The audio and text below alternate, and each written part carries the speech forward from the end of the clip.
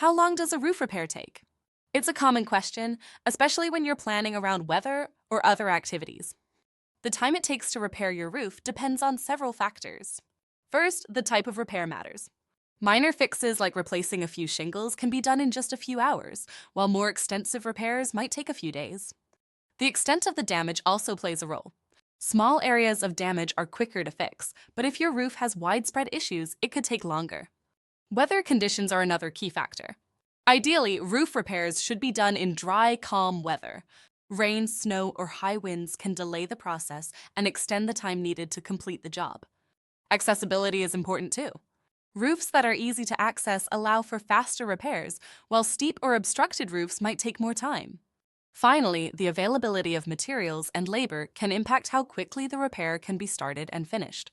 If you're wondering how long your roof repair might take, contact RoofWorks for a free inspection. Our team will assess the damage and give you a clear estimate of the time needed. Visit our website or give us a call to schedule your inspection today.